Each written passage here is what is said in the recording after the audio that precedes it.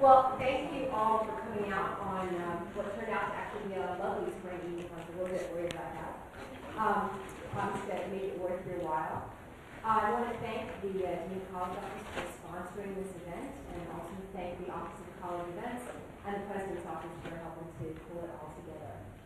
We are very pleased to welcome Professor Michael E. Brown, planetary astronomer at the California Institute of Technology. Dr. Brown specializes in the discovery and study of bodies at the edge of the solar system. And among his numerous scientific accomplishments, he's best known for his discovery of Eris, the largest object found in the solar system in 150 years, and the object which led to the debate and eventual demotion, don't throw anything to me, from a real planet to a lowly planet. And this is what we'll be talking about today. Dr. Brown has authored nearly 100 scientific papers, and his writings appeared in numerous academic, scientific, and popular venues, including the World Book Science here, Physics Today, and the New York Times. He's won several awards and honors for his scholarship, including the prestigious Eris Prize for Best Young Planetary Scientist from the American Astronomical Society's Division of Planetary Sciences, a Presidential Early Career Award, a Sloan Fellowship, and perhaps most importantly, the one that started his career, an honorable mention in his 5th grade science fair. My personal favorite in the long list of awards that he's received is Wired Online named him one of the top 10 sexiest geeks of 2000. Please join me in welcoming him.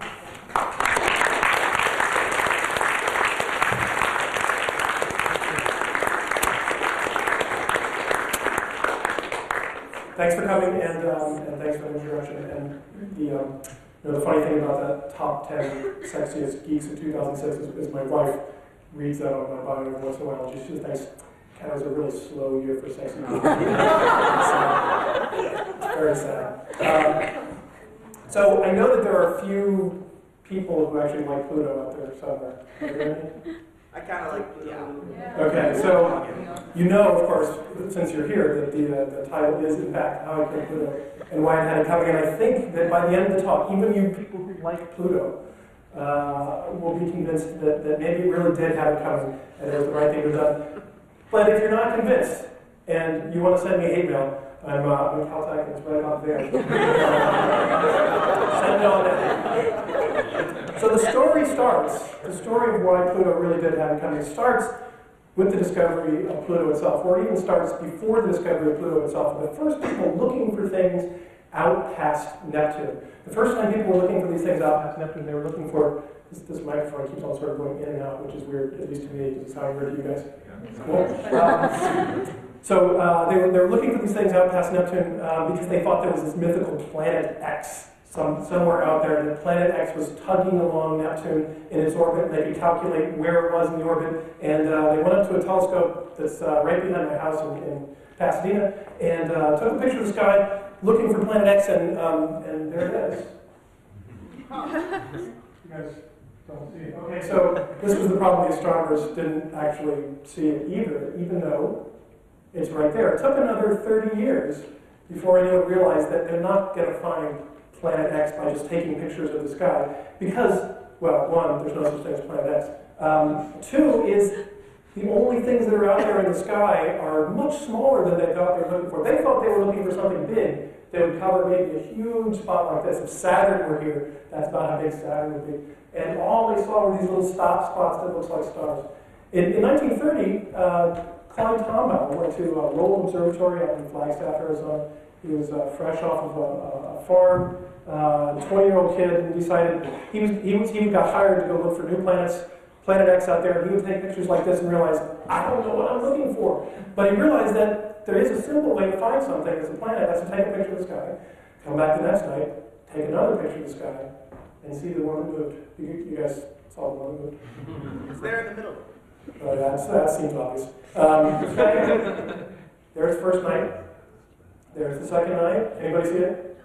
Yeah, liars. First night. Second night. Maybe, yeah. I don't know why, but for some reason, the fourth time I repeat it, it sort of sinks in everybody's head, and they all get it. Here it is, the first night. Here it is, the second night. And there it is, without the earth. And tiny little blip. Those are actually the real discovery images of Pluto itself.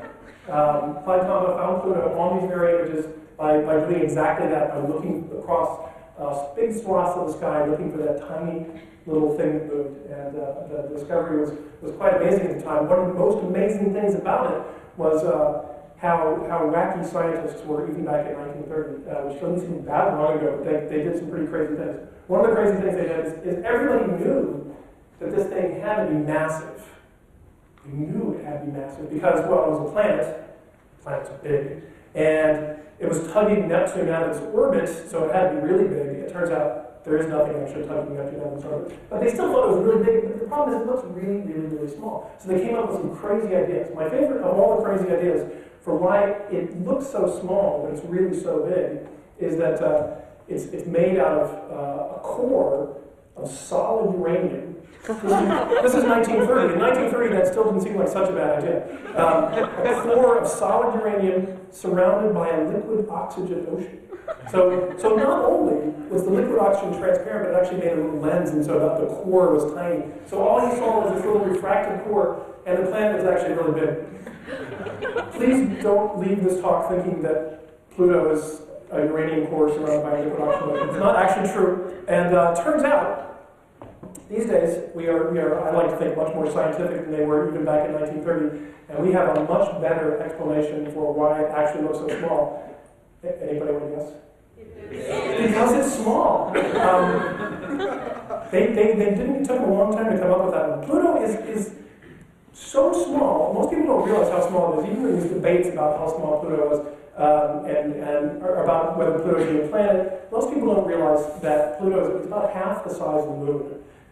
It's really a tiny thing. If you put it in the context of the planets out there in the solar system, you can make a plot that looks sort of like this. You can never put the planets at their correct spacings and their correct sizes on anything that looks like anything. So instead of their correct spacings, I'm going to cram them all together. But these are all the right relative sizes. We've got Mercury, Venus, Earth, and Mars on the inside.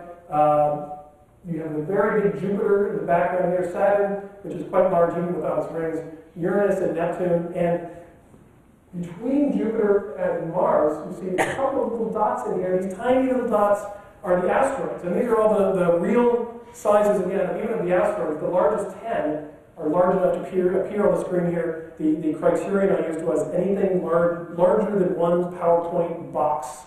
Smallest box got to be on the screen. So all those are the little smallest point you can make in PowerPoint. That was even about 3 PowerPoint pixels across, so that was a nice big mess series. Let's put Pluto on there. Don't blink, because there it is. It's that one. If I took it away, it doesn't really make much difference. But, it really, really doesn't fit the pattern of everything else going on in the solar system. You can sort of understand why people were looking for this mythical planet X. You see this steady progression, Jupiter big, Saturn smaller, Uranus, Neptune. You want something maybe that big somewhere out in that region, not some tiny little blip that's only a little bit bigger than some of these asteroids. But still, at the time, in 1930, there was nothing else out there. There was nothing really to call it. It wasn't an asteroid because the asteroids were all in here. So people called it a planet and went on their way. You know, the other funny thing about Pluto is you can look at it now if I show you where the planets are instead of out there. Jupiter, Saturn, Uranus, Neptune. Let's put Pluto on that picture. And Pluto, unlike the planets, doesn't go around in a nice tight circle. It actually even kisses the inside of the orbit of Neptune here for a little bit and goes all the way back out. And what's more, if I tilted this on the side and looked at it, you would see that Pluto is tilted by about 20 degrees compared to all the planets, which are in one nice tight disk around the sun. It really didn't fit. And there was even debate back in 1930 about what to do about the fact that this didn't fit. And there was no other choice. So it got to be a planet, and it stayed that way for about 65 years. Even Clyde Tombaugh, after his discovery, was a little bit suspicious because he knew he was looking for something big. So he didn't quit. He actually ended up surveying a huge swath of the sky. This is pretend like this is a globe, but now looking out instead of looking down at the Earth. And so the North Pole here, instead of being the North Pole, is the North Star. Southern Cross is down here. Clyde Tombaugh did all of this yellow area in through here. The solid line here is called the ecliptic. That's where all the planets are in this disk that you see them all in through here. Clyde Tombaugh looked everywhere. And Even though he found Pluto within the first 6 months of looking, he spent another 10 years looking, never found anything else. So it appeared that Pluto really it was a strange thing, this funny oddball at the edge of the solar system, but it was all alone. All this changed starting in 1992 when the first new object beyond Neptune was discovered. And since 1992, astronomers have now found something like 1,200 objects beyond Neptune in this region that we now call the Kuiper Belt. Here's that same picture from before, Jupiter, Saturn, Uranus, Neptune, but now every one of these little diamonds is something that some astronomer somewhere found exactly the same way Clyde Tombaugh found Pluto. Take a picture, come back the next day, take another picture, come back the next day, take a third picture, see that something moving, put it on the screen. This little blue dot is Pluto. If I put Pluto's orbit back on there, you can see that Pluto does a very nice job of defining both sort of the inner edge of this disk at about the same orbit as Neptune, and also the outer edge out here of the disk. If I put all of the other orbits of all these other little diamonds on there, which I'm not going to do because it would look really complicated, they all have those sort of weird orbits like Pluto. They're elongated, they're tilted, they're all over the place. They look just like Pluto. It was clear, even back a couple of years ago, when we were still crazy enough to think that Pluto was a planet, it was clear that it really belonged with this population out here. You could, if you were desperate, you could still call it a planet if you wanted to, but it really was part of this population, not part of the circular orbits that are in the inner part of the solar system. The one reason that you could still get away with calling Pluto a planet back 4 or 5 years ago was because even though Pluto very clearly was part of that other population, it was the biggest part of that other population. It was biggest by a factor of 2 or a factor of 3.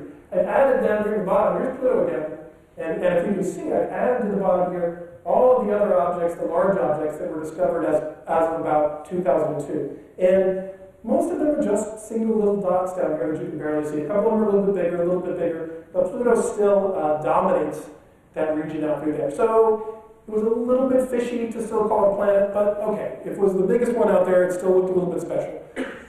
That was the state of things in about 2002, and in 2002 we realized that one of the reasons why Pluto seemed to be the biggest thing out there is no one had ever done a really good job of looking for anything else. Seems like a strange thing. I tell you that astronomers have found 1,200 objects out there, but also that they've never done a really good job of looking. But here's what I mean.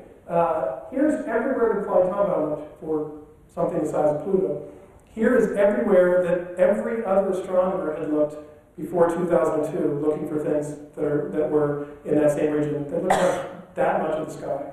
And I showed this plot once when I was giving this talk to some third graders, and a third grader raised his hand. He said, so how come astronomers are so stupid? And that's the subject of another talk entirely. But this is not a demonstration that they're so stupid. This is a demonstration that for all of the great things that have happened in astronomy in the past 50 years, the past 100 years, one thing got worse for a really long time. So between Clyde Tombaugh and now, we've had bigger telescopes. We have computers that control the telescopes and that collect the data. We have these great digital cameras instead of photographic plates. And that's fabulous.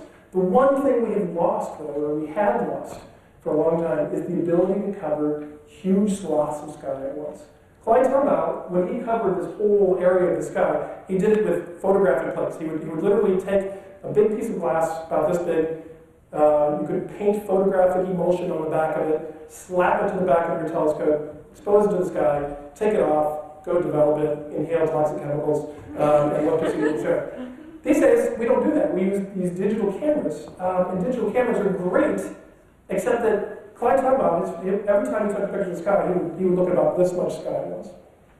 The very first digital cameras that astronomers used, every time they looked at the sky, they looked at about this much sky at once. And you can imagine trying to cover the whole sky looking at this much at a time, you end up doing this instead of paving the whole sky like Clyde Tombaugh did. So the one good thing that happened over the past 10 years or so since astronomers first started using digital cameras is that people like you started buying digital cameras. Is there anyone in this room who does not have a digital camera of any type?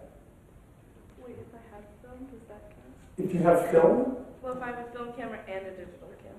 Well, let me ask the question again. You can decide the logic of what the answer is. Is there anyone in this audience who doesn't have a digital camera? I don't have a digital camera or a film camera. Do you have a digital camera on your cell phone? I retract my. Okay, no digital cameras, no cell phones with digital cameras. Only one. Okay, you're a bad person and need to leave. Everybody else can stay for this. You can atone for your sins by immediately ordering online a very expensive big digital camera when you do leave. This is an amazing thing. This is, even 5 years ago, there would be sort of 20% didn't have them. And 10 years ago, there would be like 2 or 3 people who had digital cameras. And now, everybody has one, even when they forget they have one because it's in their cell phone because they're so common these days.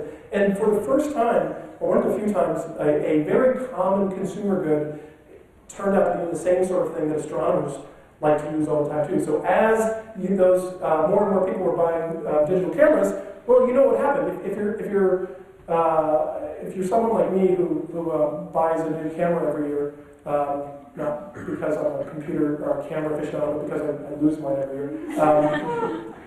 What happens? You spend the same, say, $300 on a camera. What happens? You get more and more and more megapixels. How many you get these days? If you spend $300 on a camera, how many megapixels do you get? 10? Yeah, 10. Okay, I haven't lost my camera this year. It's about time to go lose mine. It's just sort of a fairly amazing thing. And what that means is that you are getting bigger and bigger and bigger detectors. That's the same sort of thing that Clyde Tombaugh could easily just do by cutting bigger and bigger glass.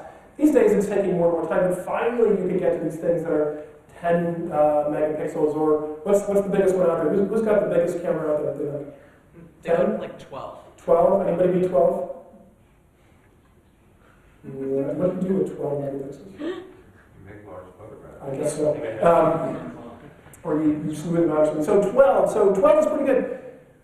Back in 2002, we decided that we wanted to try to cover huge swaths of the sky. We decided that we couldn't get 12 megapixel cameras back then. In fact, we could only get we could try really hard to make these ones that were they were about 1 megapixel each, about 1.5 megapixel each. But we slapped together about 120 of them all together. We ended up with this 180 megapixel camera, which was, even now, that's still pretty big. Although at the time, if you can think of this as 7 or 8 years ago, that sounds really impressive. 7 or 8 years ago.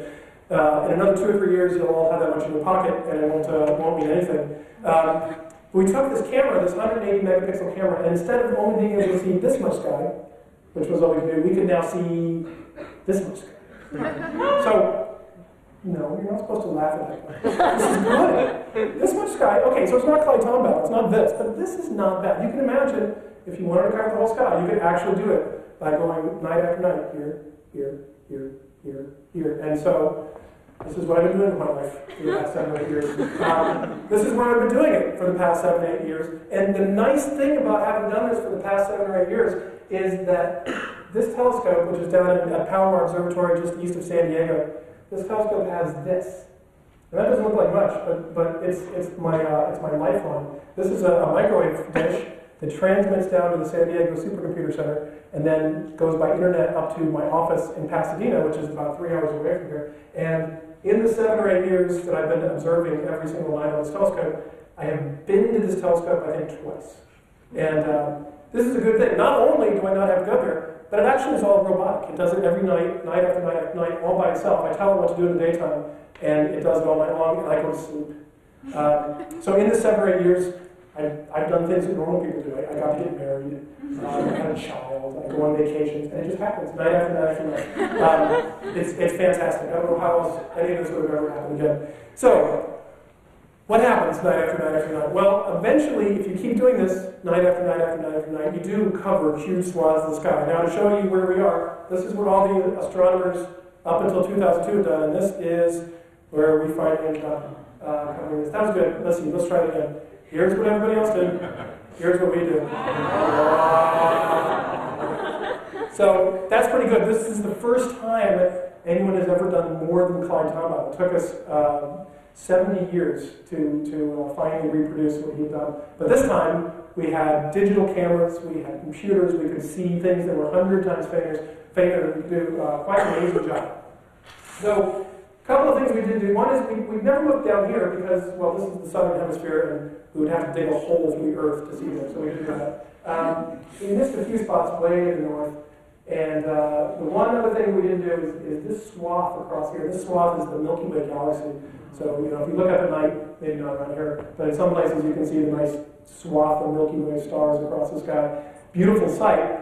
Bad place to try to look for things in the sky because there's so many stars out there that you'll be too confused. So mostly we didn't look through here. We did try it one summer and realized that we were stupid. So let me show you the sort of things we do. So this box right here, this little red box, is again my favorite unit. That smallest box you can make in PowerPoint. I'm going to show you a little section of sky that's 10 times smaller on each side in that little box. So tiny, tiny, tiny little region of the sky. And I'm going to tell you about what we do night after night after night. I'm going to touch, and on every screen, you're going to see a different little spot in the sky. So what does the telescope do? It takes 3 pictures. In our case, we don't take them night after night. We actually just take 3 pictures over 3 hours. Take 3 pictures over 3 hours and look for the things that don't move. There's one star, star, star, star, star, galaxy, or double star.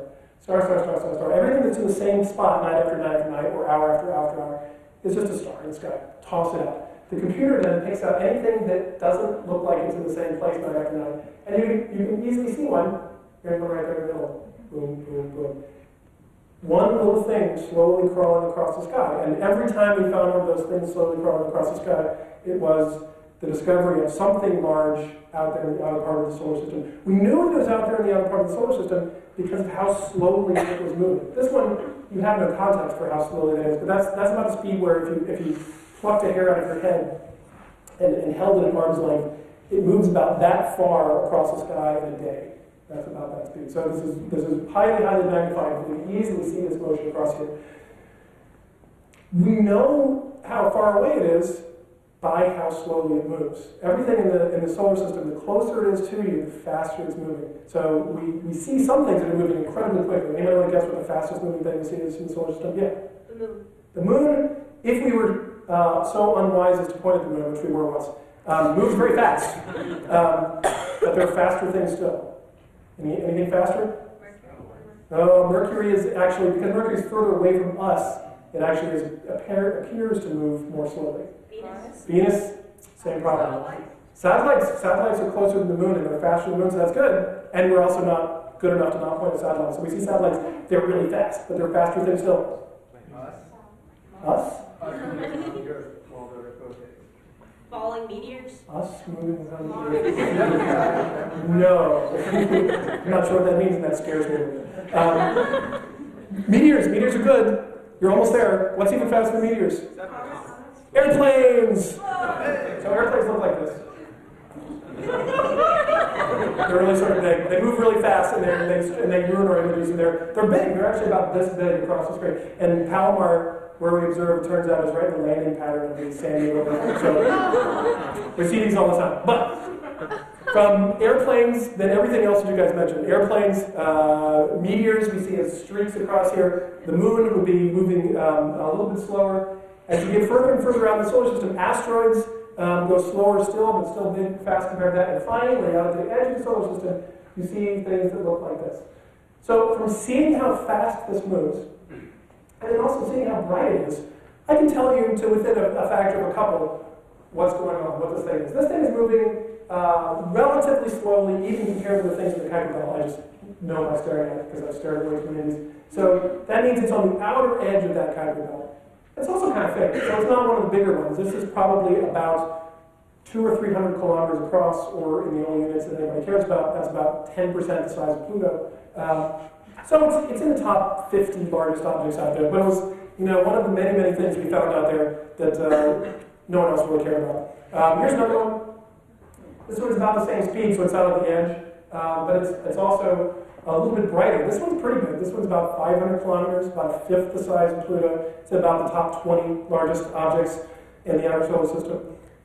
Here's one that I like, brighter still, and if you can tell, it's a little bit further away, too. So usually when you put something further away, it's fainter. The fact that this is further away and brighter means it's actually quite large. This one is right up, is just at that outer edge of the solar of the Kuiper Belt, and it's about half the size of Pluto. It's really one of the astounding ones. This is in the top 10 largest objects in the other solar system.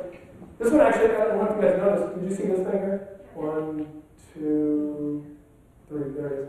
What do you think that is? It's not an airplane. Planet?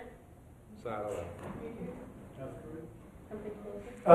Something closer. It is something closer. It's not a planet. The real reason you know it's not a planet is because all the planets are really big and bright, and they would blast this whole region here. It's an asteroid. So this is something that's between Mars and Jupiter, and that's how fast those move. And that's you can really see the difference in motion between these things.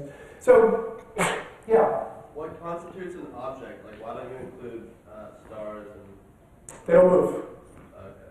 Anything that doesn't move, I ignore. All these stars are stationary. Anything that moves or maybe moves, or I'm not sure if it's moving, is something that I actually go and track down. So all the stars, all the galaxies, everything else out there is the same night after night. Anything in the solar system going around the sun changes, and that's what we're after. So I showed you a couple of these just so you get the context a little bit, and to help you understand why this one morning in 1995, I was sitting in my office, and I clicked to the next picture that I was looking at, and I almost fell out of my chair. And there were 3 reasons I almost fell out of my chair. The first one is because I slouch, and I shouldn't. But there are the other 2 reasons. You can guess. Why else did I almost fall out of my chair? It's so small, like so big. You got both of them all at the same time. That's cheating. It's slow, and it's bright. Now, slow is good. Slow means this was the most distant thing we had ever seen. Okay, that's pretty cool. Finding the most distant thing we'd ever seen, the most distant thing that anyone had ever seen in the solar system is inherently cool. It's also the brightest thing in the outer solar system that we had ever seen. Also inherently cool. Put the 2 together, and in technical terms, it's really, really cool. Because it's that far away and bright, and then it had to be huge. And I immediately sat down and did what I always do when I make astounding discoveries like this. I thought, I did something wrong. So I went back and redid everything, redid the calculations to make sure I hadn't screwed something up. And no, it turns out this really was exactly what I didn't point at the wrong place or anything else. This really is out there. It really is out more distant than anything I've ever seen. And it was big. And I did another quick calculation of how big it had to be. Realized that I'm not sure how big it is precisely, but it had to be bigger than Pluto. And I called up my wife and I said, I just found a planet. And she said, that's nice of you. But the reason I said I just found a planet, let me walk you through some of the line of reasoning. First off, let me show you just how astoundingly far away it was. Here is that picture of everything else that we had known in the Kuiper Belt, and here's the new one that we just found. It's all the way out there. So, okay, I think that qualifies as cool, right? We were pretty excited about that. What we really wanted to know was what kind of orbit it had around the sun, because, planets have these nice circular orbits and all these other things didn't. The only way to know what kind of orbit it has around the sun is to take pictures of it for a really long time. Wait and wait and wait. It turns out it has about a 580-year period, we now know. You want to have pictures over some moderately large fraction of that before you really know what kind of orbit it has. And so we had 2 options. We could wait for a long time and be patient, but I'm not patient. So we went for option 2, which is to go back in time and take pictures. So sounds hard, but it's actually a lot easier than you might think, because we didn't actually have to go back in time and actually take the pictures. We just had to find pictures that other people took back in time. A lot of people took pictures of this thing and didn't know it. The reason they didn't know it is because they didn't take 2 pictures. They took one. If you take one, it looks like a star. Well, if you take that field of stars where you think it's somewhere around here, and you say, one of those things, we think it's it, and then you compare it to another picture taken a different year, oh, that one star suddenly appeared where it wasn't. You don't know for sure that's it, but you say, okay, I bet that was it, and you can leapfrog back. We finally found images of this all the way back to 1950. Was the very first one. And in a sort of cute little note is that the first picture that we know of this thing that was ever taken was a big photographic plate taken at the same telescope where it was later discovered back in 2005. I think that's kind of cute. Okay, so what kind of orbit does it have? Well, it's not circular. It actually looks like this. Here's that crazy Pluto with its crazy elongated orbit, and here's this is even crazier. Not only is it even crazier, but if you look at this one on the side, this one's tilted by 45 degrees compared to planets. Nobody knows why that is. We actually have no idea. A lot of people try to explain how you can get something tilted by 45 degrees. When in doubt about something funny going on in the outer solar system, we always blame Neptune, but we don't know what Neptune did, but we're very suspicious. One really cool thing about this, I think, is that the reason it's so far away, it turns out, is because it's at its most distant point in its orbit right now. Well, it does take 580 years to go around the sun. So if you can wait 290 years, when it's the closest to the sun, it'll actually be brighter than Pluto. It'll actually be a nice thing to study in the sky. And I'm going to have a party at my house, 290 years. You guys are all invited. We'll all look at it through the telescope. It's going to be a beautiful sight. The funny thing to think about for me is what if it had happened, it's just dumb luck where it happens to be in its orbit, what if it had happened to be here instead of out here? Well, Clyde Tombaugh would have found it in 1930. It would have been easily bright enough for him to find. And I really think that if he found Pluto and then he found this one a couple of years later or at the same time, I think people would have immediately said, okay, I get it. There are these two funny things with funny orbits and they're kind of small. I bet that there's a lot of them out there. And I think that we would have not gone through this whole many decades of thinking Pluto was a planet. That's my guess. In some ways, though, we're lucky that it didn't happen that way, because otherwise I wouldn't have gotten discovered. Okay, so we now know what kind of orbit it has around the sun. The other big question that everybody wants to know, of course, is how big is it really? And that was actually hard to answer, because you saw that it was bright, but all you could tell from that picture was that it was bright. You can't tell how big it is because it's so far away that it's basically just a point of light that's reflecting sunlight. So it's bright because it's either really big and reflecting sunlight, or it can be small but really reflective and reflecting a lot of sunlight. And we don't know which one it is right offhand, so we have to find out how it is. Astronomers have come up with all sorts of clever ways of doing this by measuring emission in the infrared bands and doing all this other crazy stuff. We had this very clever idea that we thought we would try, no one had ever tried before, and that was take a picture of it and see how big it was. We were pretty proud of ourselves when we came up with that. Now that sounds like what I just told you can't do, and it is what I told you can't do, because it's supposed to be just this little point of light, but we realized it was potentially just big enough that we could actually make out a little bit of a disk if we use the right telescope. We couldn't do it with radio telescopes on the ground, but we could if we went to my other favorite telescope, is the Hubble Space Telescope up in space. This is my favorite picture, since there are Hubble Space Telescope fans out there. This is my favorite picture in the entire world of the Hubble Space Telescope. Not in the world, really. Here's the shuttle servicing arm is just released after some servicing there. This is the trap door that the telescope opens up in this way. And in this trap door that's closed right now so that the shuttle fumes don't get inside the telescope, you can see clouds on the Earth reflected and the ocean reflected. I think it's immensely cool. And it's a great telescope. I'm very happy to get the chance to use it whenever I can. And the problem is, usually to use it, you have to write a proposal, and the proposal goes to the committee, and the committee debates, and then maybe a year later you get your data, if you're lucky. And there was that whole issue with patience that I was talking about earlier. We didn't really have the patience to do that, so we instead went for the alternative approach, was we called up the director and we said, hey, we just found something bigger than Pluto, can we use the telescope and take a picture of it? And he said, no. So this is the best picture that probably any of you will ever see in your lives of this largest new discovery in the solar system. It looks something like this. Oh, that's not it. It looks. Wow. So I stayed up all night waiting for those data to come down because I was so excited to get there. I drove to my office early in the morning, downloaded from the computer, and thought, did we look at the wrong thing?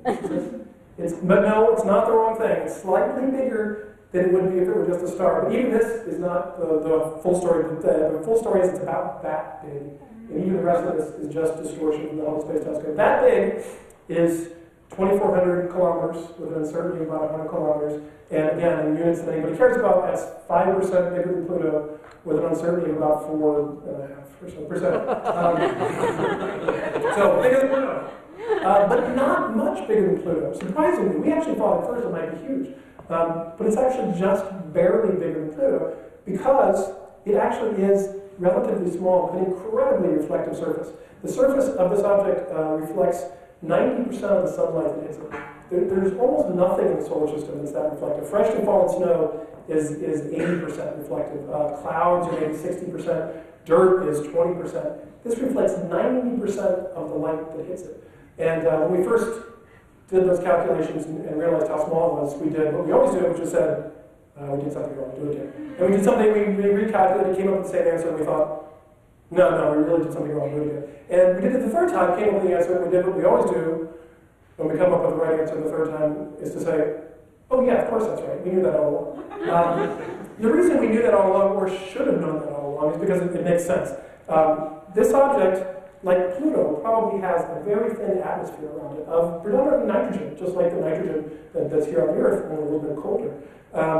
If you take an object with nitrogen in its atmosphere and you move it that far away from the sun, that nitrogen will plate out on the surface. You will have all the stuff that's in the atmosphere will simply collapse and get frost on the surface. If you did that to the Earth, you would end up with something like 30 feet of nitrogen ice on top of your heads. Not a pleasant prospect. If you do it on this object, you end up with about a half a centimeter of nitrogen ice sitting on top of it. Not so bad, but it makes it a very, very shiny thing. So we think we actually know why it's so bright, and it really helped us to be able to see it. If it had not had such a bright, shiny surface, it would have been a much harder object to detect. So that was a big favor to us. So let's put it on the list. Here's Pluto again. Here are a lot of these other objects we discovered through here. Let's put it on there. Oh, there it is. Wow. Okay, wait, I'm going to take it away. Go put it back. Take it away. Put it back. So, I have bad news for you, and maybe this is for me, which is for all of my years of working hard all night long, sort of, to discover this thing, it doesn't really make any difference. If it's there or if it's not there, it changes the solar system zero. It's no difference at all. So, you might ask why I spend my time doing this. My wife asked me that question. But the funny thing is, okay, so it makes no difference if I take it away and put it back, and yet that discovery made all the difference in the world. The reason it made all the difference in the world is because suddenly, astronomers have been able to sweep the question about Pluto under the rug for years and years. Because they're hearing these rumblings about Pluto, particularly around here, since a lot of it started down at the Haven Planetarium. We've been hearing these grumblings about Pluto, it shouldn't be a planet, blah, blah, blah. But astronomers did not want to touch that can of worms at all. They would much rather stick their head in the sand and forget it. But suddenly, when you discover something bigger than Pluto, the question is no longer, okay, what's Pluto? The question is, what is that? Is it a planet? It's bigger than Pluto. If Pluto's a planet, it kind of makes sense. Is it not a planet? Well, if it's not a planet, then probably Pluto's not a planet. What are we going to do? So, as everybody knows, this led to an incredibly amusing week of astronomical intrigue in Prague a couple of years ago, where astronomers, if you didn't follow this in the newspapers, you really missed some great amusement. Astronomers, like most scientists, really confuse the difference between scientific arguments and scientists arguing. And it was really just a bunch of scientists arguing with very little point to any of it. It was hilarious. But as you know, in the end, it came down to the idea that no, there are 8 planets, these guys, the big boys, and that these things, Pluto and this one and a lot of these other ones, are from now on to be known as dwarf planets instead. And the entire world rejoiced and said, we always hated Pluto anyway. Well, okay, maybe that part's not true. So, this is the editorial portion of the talk. A lot of people think that vote was about Pluto. I think I've convinced you. It had nothing to do with Pluto. It was really about the thing I had discovered. Pluto was just collateral damage. So you would think that I would feel bad about this, about my thing, that I think was a legitimate planet for a full year. You would think that I would feel bad when it got demoted to being a lowly dwarf planet. And I did feel a little bit bad. But at the same time, I have to admit that that entire year, when people had been calling the thing I discovered the 10th planet, every time somebody said it, I kind of smiled and I thought, I am such a fool about it. The reason I think that this was the right decision that the astronomers made, you can go through all sorts of arguments, you can read the very silly definitions that people wrote down, but I think the best way to realize how much sense that definition made was to look at the screen. I mean, it's really hard to argue that if you were starting from scratch and you were looking to define the things in the solar system, you would say, here's what you might do. You might say, hey, look, there are 4 of these kind of small things enclosed, and there are 4 of these kind of large things out far. There's a band of tiny things in the middle, and there's a band of sort of modern things on the outside. As trivial as that sounds, that is about the most profound description of the overall architecture of the solar system that you can give. If you take nothing else home from this talk, I want you to at least remember that that's the solar system. The solar system is 4 rocky terrestrial planets on the inside, 4 gas giants on the outside, a little band of rocky asteroids inside, and a little band of icy Kuiper belt objects on the outside. And if you could understand that, and what's better, if you could explain that, and if you could tell us how it got there, how it happened, why it's that way, you have understood the solar system. To me, this is the most profound classification you can have in the solar system. And so it just makes sense that you would want to classify things in that most profound way. I would even be perfectly happy if there was a different word for these guys and a different word for these guys, but that's okay. We can lump all those together if we really feel the need to do so. But having these things be the 8 planets and these be the other ones really just makes a lot of sense. It's not the only way it could have gone. There were a lot of people who were arguing a very different, and I like to think of it as radical redefinition of the word planet. And that redefinition was anything round is a planet. Okay, it sounds silly. The reason it sounds silly is because it was a really silly idea. But it's not entirely silly. The reason why round mattered. Round is something that matters in the solar system because it means that it's big enough to be controlled by gravity. If you throw a rock up in space, and is whatever shape it was when it started. You throw 2 rocks up in space, they might conglomerate together, but they still have some weird shape. Throw a gajillion rocks up into space, they will crush themselves into a sphere. And that crushing into a sphere is an important transition from things that are irregularly shaped to being dominated by gravity. And that was the big transition that there were some people advocating that that be the definition of planet. In that definition of planet, there would be something like 200 planets. And I would have discovered more planets than anybody else in history, which is kind of fun. But it seemed kind of silly. 200 planets, all of these things would be planets, all of these would be planets, all of these would be planets, and 150 more that still are not out there. It's okay. The word planet doesn't have a definition from the sky that is being imposed from outside. We just got to make up what the definition was. And we could have done that. That would have been fine. Astronomers voted and decided they didn't, for the most part, like that round definition. And part of the reason why is because there's another very good word to describe things in the sky that are round. And that word is sphere. So I recommend using that word for things that are in the sky that are round. So that's what happened. This is why it happened, and I think it really makes sense. I think that even just staring at this for a minute, it just totally makes sense. One of the nice things that did happen, though, is finally, when my thing got classified, it's now a dwarf planet. It's the largest dwarf planet. Poor Pluto is in second place. It's the second largest dwarf planet. It's the second dwarf planet discovered after Ceres is also a dwarf planet. It's the second dwarf planet that a mission is going to go to after Ceres. It's the second most massive dwarf planet. It's really happy being in second place, I'm sure. The nice thing about my object now being a dwarf planet is I got to name it. I spend way too much time on naming things just because I think it's really fun. Naming things you can use, you can come up with mythological names from almost any sort of mythology. And we've used Inuit mythology in the past, we've used Native American, we've used a lot of Polynesian gods for different things.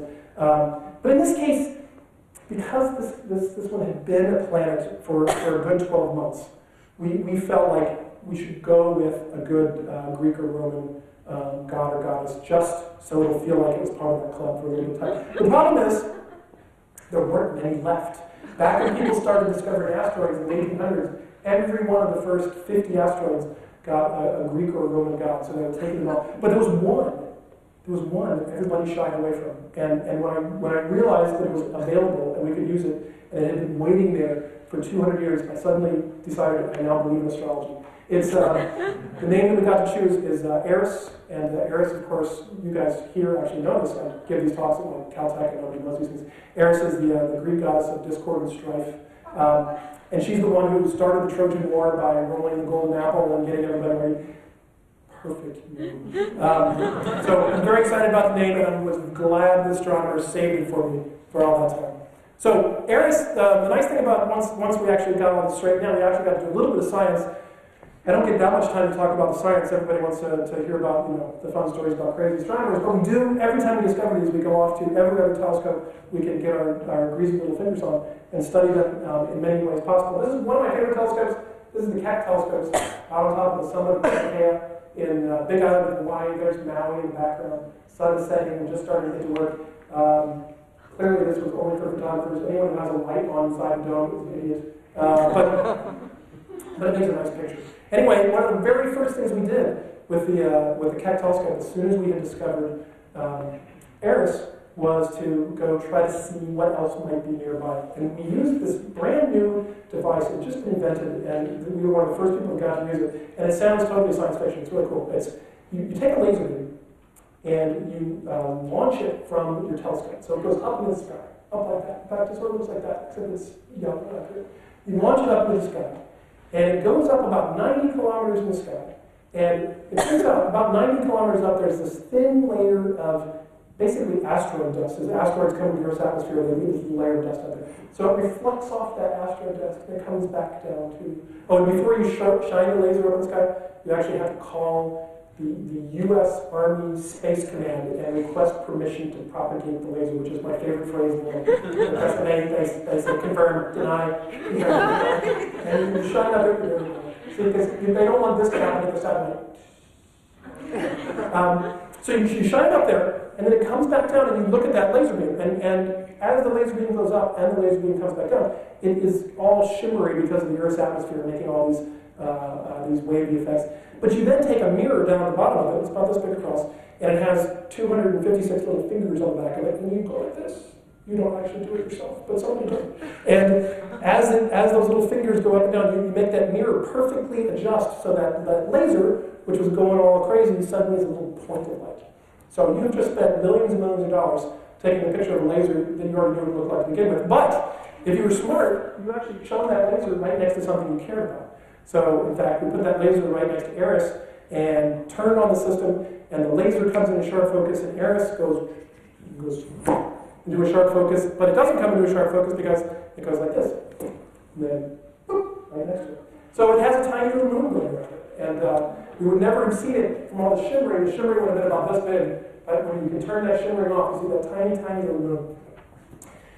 Tiny little moons are good. When we first discovered, people said, "Oh yeah, moon. That if it's got a moon, it has to be a planet, right?" And we're like, "Well, no. Something like 20% of the objects out there in the outer solar system have moons, so it doesn't make you a planet. And Mercury and Venus don't have moons, and they're still planets for now. So it doesn't make you a planet, but what it does do is it gives you the ability to do some very cool science. And that very cool science, for all of you who have taken your freshman physics, is of course you can watch the moon go around the object, and you can measure the speed and the distance, and you can weigh that central object. And that's pretty cool. One of the reasons why it's pretty cool is because if you remember back when we figured out how big it was 5% with kind of a large error bar, and we were a little bit worried. One of my graduate students made a bet with me that it was actually, when we finally weighed it, it would weigh less than Pluto. And the only reason she made that bet with me was not because she had some real reason to think it, but just because she thought it would be really funny if I had to go to the press and say, well, it's not actually bigger than Pluto. So it turns out when we finally got more data, here's data from the Hubble Space Telescope, you can see it very nicely in through there too, and we finally had an orbit around there.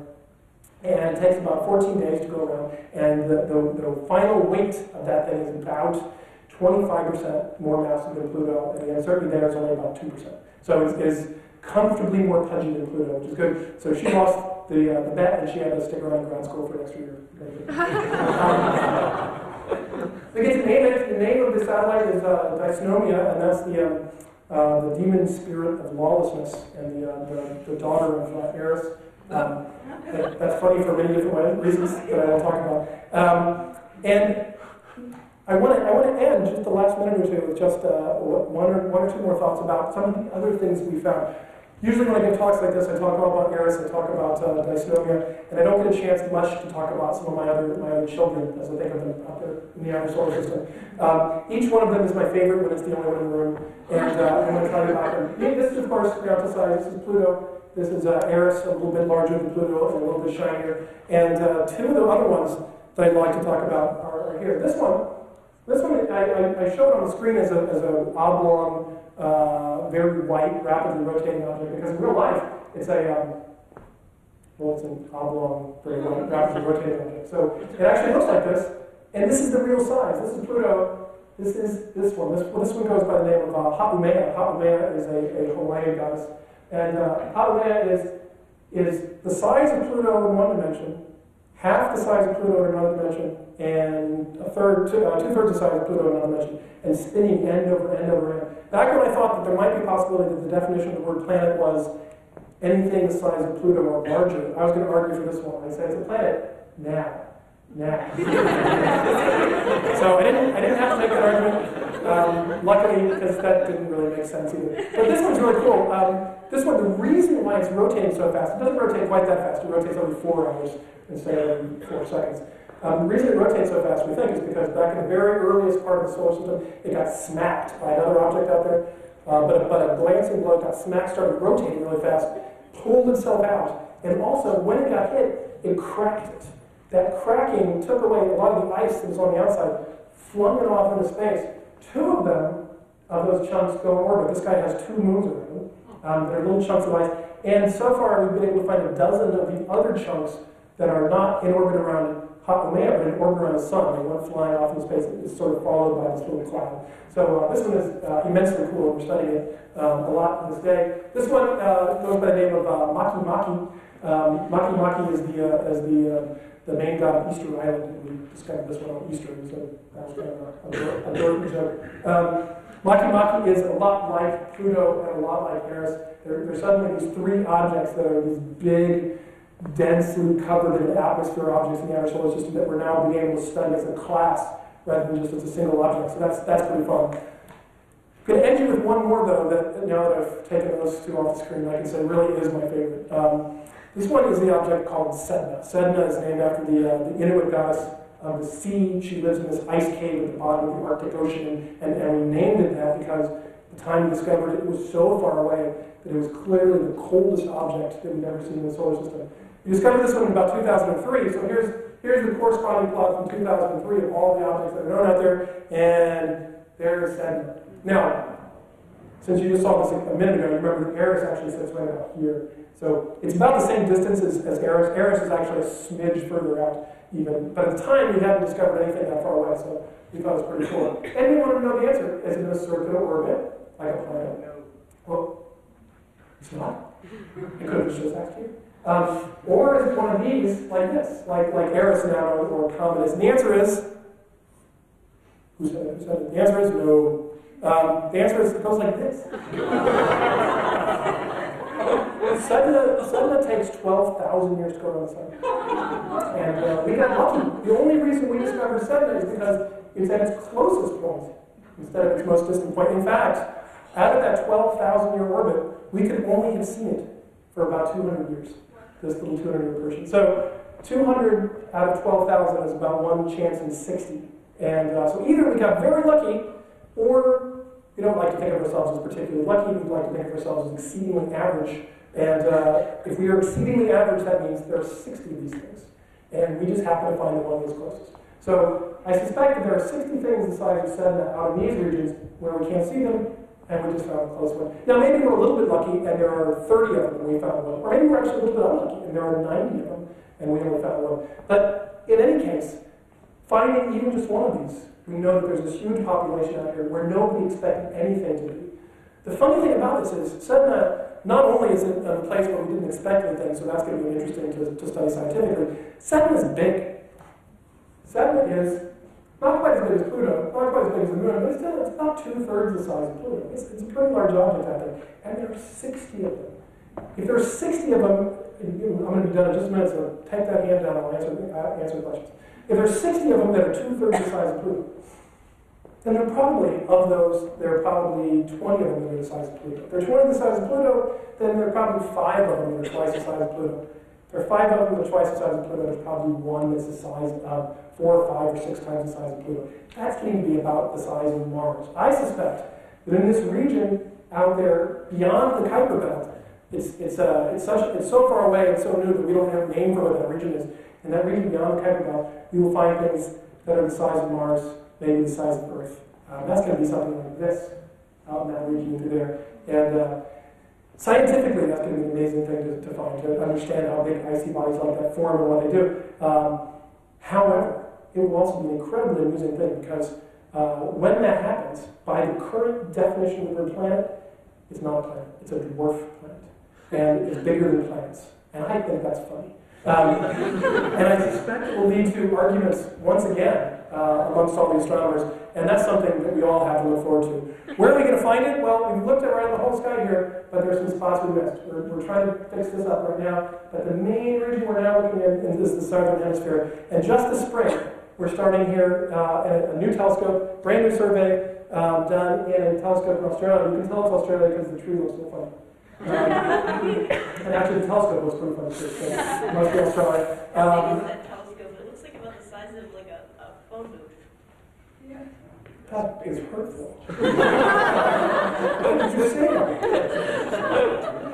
It's about the size of a phone booth. It's not very big, but it's actually the same size as the one that I used before. It's just the one that I used before. These days they do a very good job of making the telescope. The dome is very compact, and the telescope fills the inside. In the old days, when my other telescope was built, the dome was huge and the telescope was tiny inside of it. So the same size telescope, but a tiny, tiny dome. You're right. So stay tuned. I think the southern hemisphere is if there's going to be something like this out there, this must be where it's still hiding, and we're actively searching. And I just want to leave you with the view of what it looks like from right now. This is from Eris. There's astronomy. Or you can read here on to keep up to date on what we're doing. And this is the view into the rest of the solar system from the non-10th planet Eris with its moon Astronomia, and there are the other planets out there that we have to get rid of that one. And thank you very much for coming, and be happy to listen.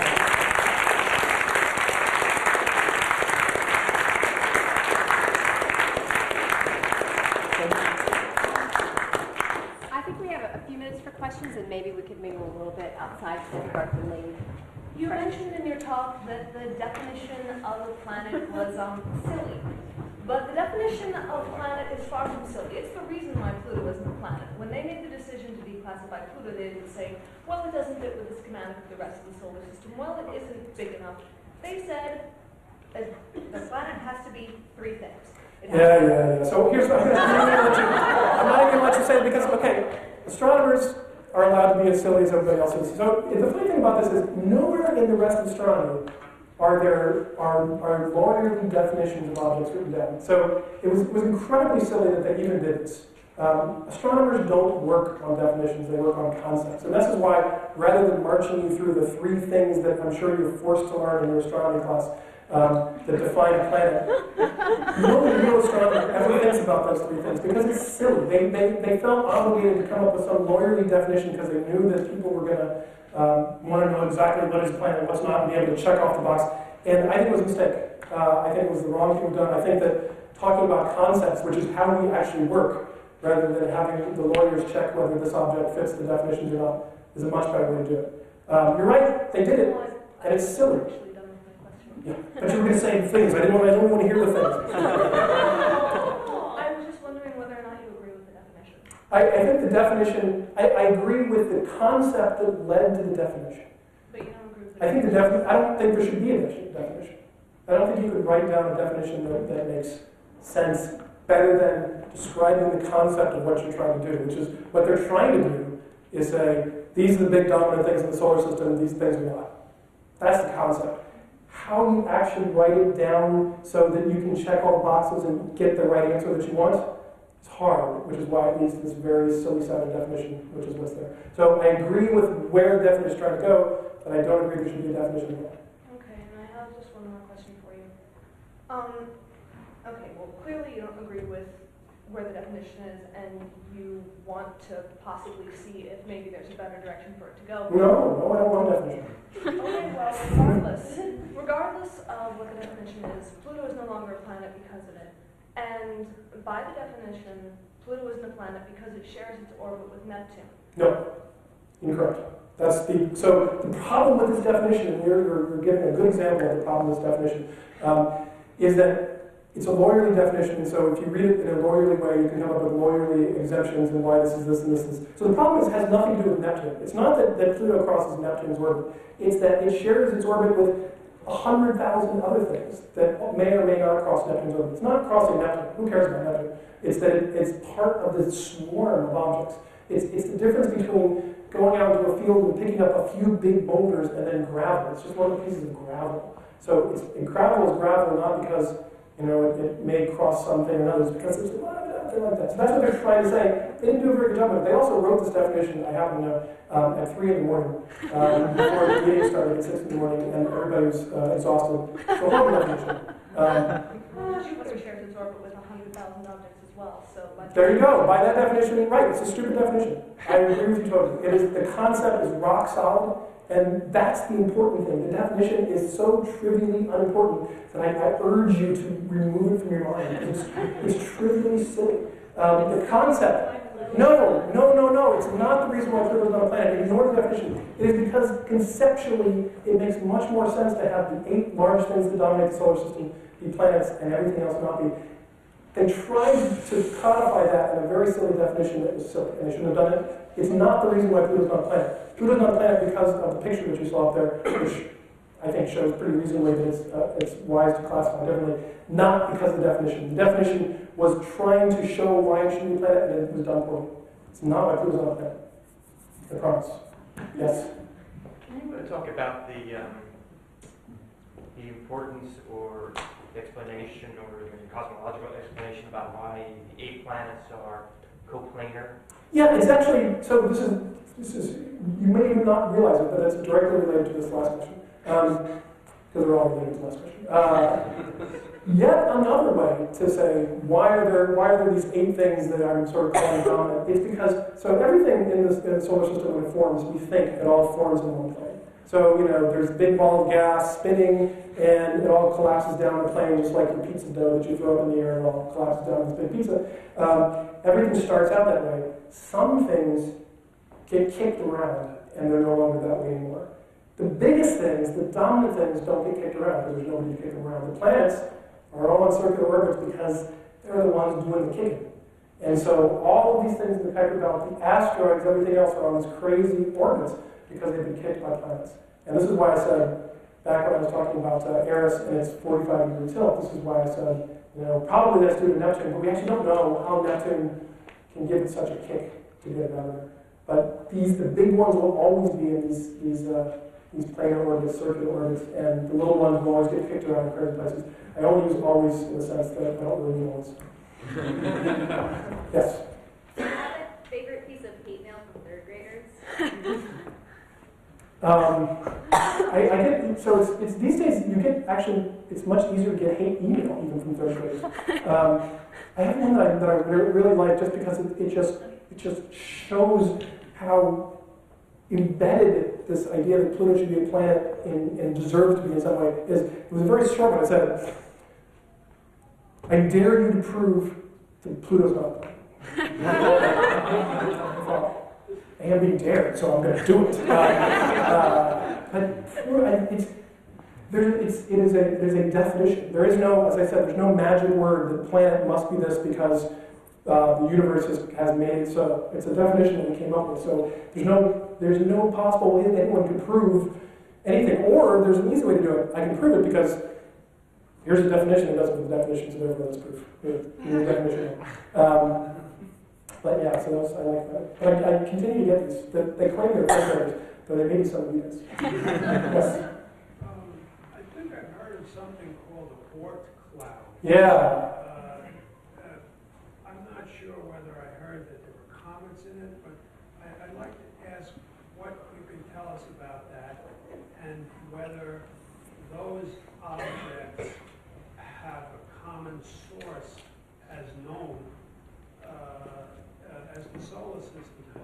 Yeah, so the Oort cloud is this region. I showed you this picture when I talked about sort of the very edges of the solar system. The Oort cloud is this region even further. The Oort cloud is the sort of middle part of the Oort cloud is about 100 times further from the sun than this point. So I don't know if it's 100 times further that way, but it's pretty far away. It's this vast cloud. It's called a cloud as opposed to a belt or a disk because it's kind of uniformly surrounding the sun. It's this vast cloud of icy things. It's one of the places where comets come from.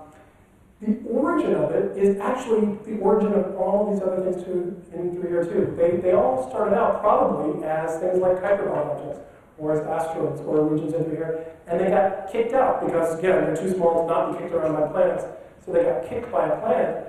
They would have gotten kicked all the way out of the solar system, and a lot of them probably did get kicked out all the way out of the solar system. But the other thing that's not 100 times further away, but 200 times further away, are other stars.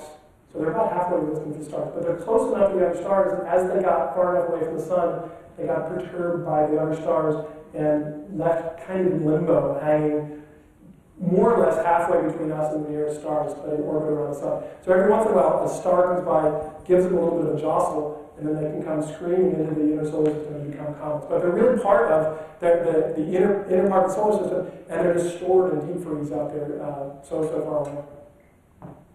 Yes?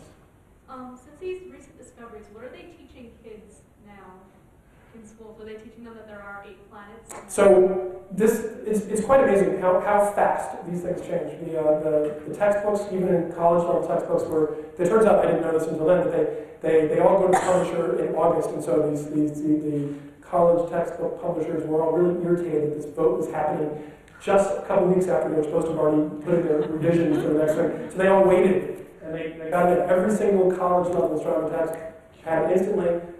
Kids, for the most part, get it instantly. I have a 3.5-year-old, and people always say to me, what is she going to think when she learns that you killed Pluto? And I'm saying, she's going to come back from her 3rd grade class where they first learn about planets, and she's going to tell me about the 8 planets, and I'm going to say, hey, did you know that when you were born, we thought there were 9, and even for a little while 10 planets?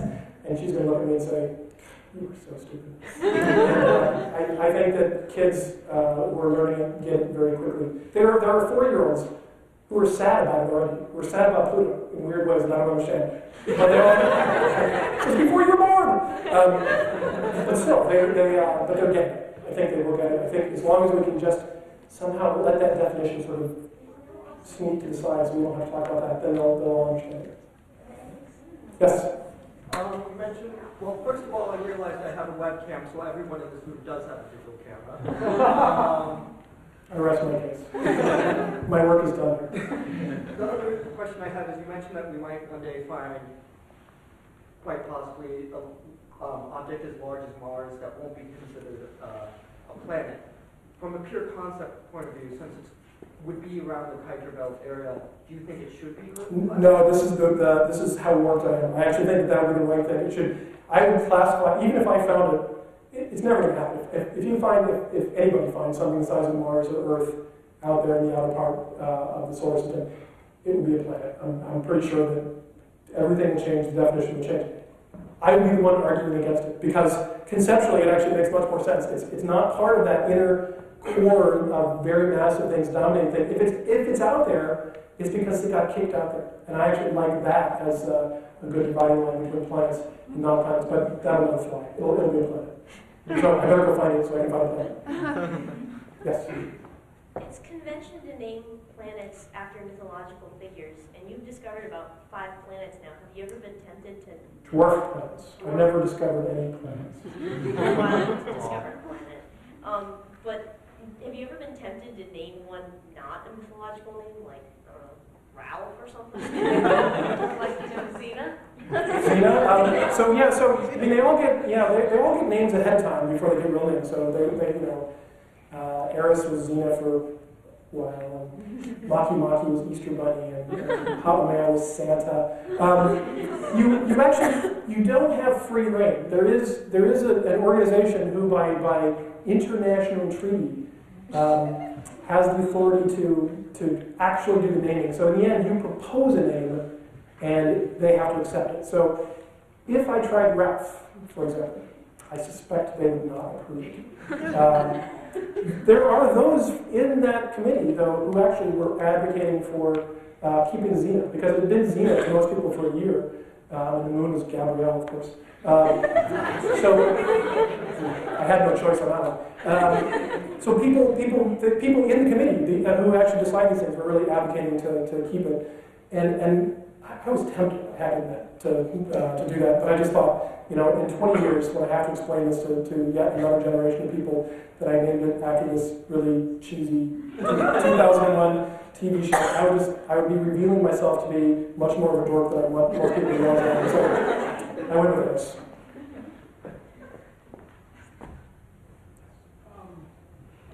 Do you consider yourself to be a planetary astronomer?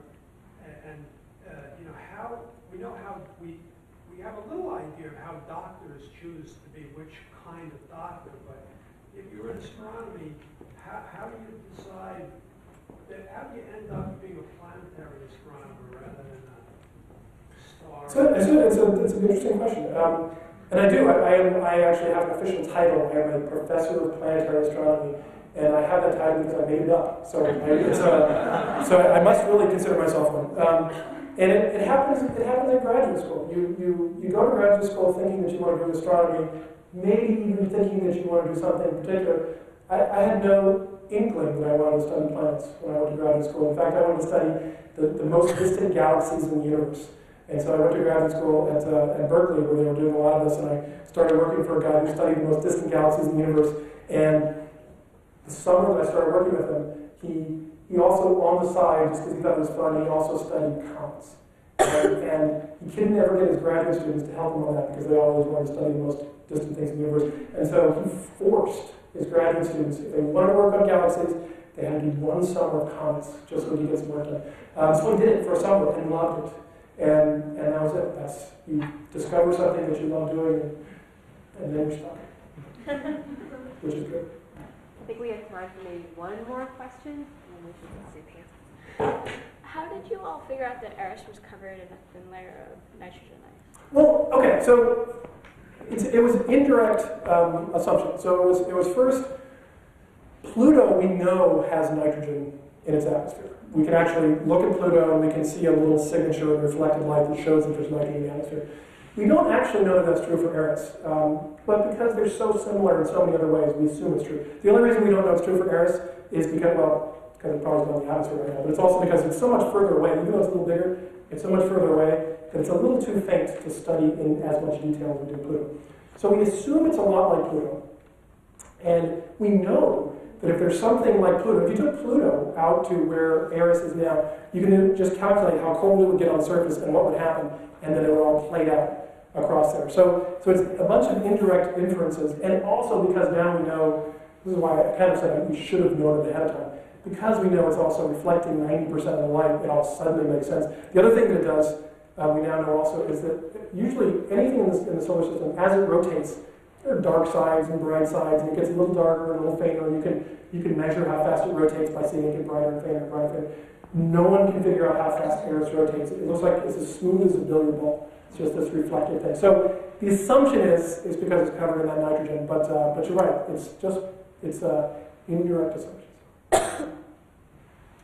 Well, sorry, Lex, you can come up later. I'm going to invite you all to come out. I think we may actually have some refreshments now out in the lobby, and have before, and perhaps we could take a couple of minutes if some of you have burning questions. You can discuss it out there. But let's thank our